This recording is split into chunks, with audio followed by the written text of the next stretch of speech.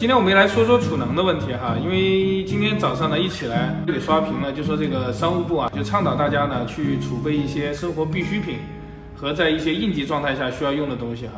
那么说实话，咱们国内已经很长时间哈，可能都没有体会到这种食物短缺了哈，因为我们现在国家确实是很富强了。但是呢，实际上我想说的是，实际上当真正出现了一些灾难的时候，包括还有一些应急的情况下哈，真的有可能出现食物和电力短缺的情况。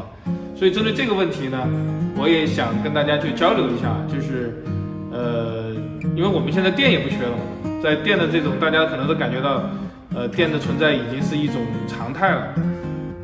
包括我们很多地方的电网哈，都是可能做到1年啊或者几年都不会停一次电的，供电的可靠性非常好。我想说的问题呢是，就是平时多做储备、多做准备是没有什么坏处的。你像这次哈，我觉得商务部提的这个东西呢，我认为呢，也是让大家充分的拥有这么一个就是储存的意识哈。当真的在一些应急情况来临的时候呢，我们可以更加从容不迫的去面对。同样的呢，我们这次呢，因为今天展示的还是这个3度电啊，这段时间呢，应朋友的这个邀请啊，我们也设计了一个5度电哈。5度电呢，就在这个基础上，每个维度都大了5公分，就说宽度大概比这个多5公分，高度多5公分，看看差不多到这里。厚度差不多也是多5公分，重量呢大概要去到40公斤了哈，但是它可以做到5度电。我们这个尺寸呢，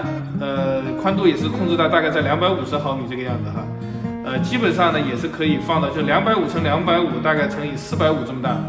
也可以放到这个一般的咱们床车的后座哈。那么这样一个电源呢，可以做到就是说你出去自驾旅行的时候呢，给你作为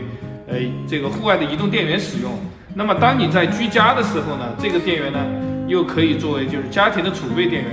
因为我们这个电源在设计的时候呢，我们就考虑了这个维护口和这个通信口啊，就是说它有很长的设计寿命。我们这个电源的电池的设计寿命呢，我们是按照10年，就跟我后面这个家庭储能用的是一样的，因为我们用的是磷酸铁锂的电池，那么这个电池的寿命是更长的，而且更加安全。所以说呢，这样一款电源呢，是我们在家庭的能源储备方面的一个选择。那么现在呢是3度电哈，马上我们有5度电的会供应出来。如果是用这个应急电源的话，你希望是3度电还是5度电呢？那么就欢迎打在评论区哈，谢谢大家。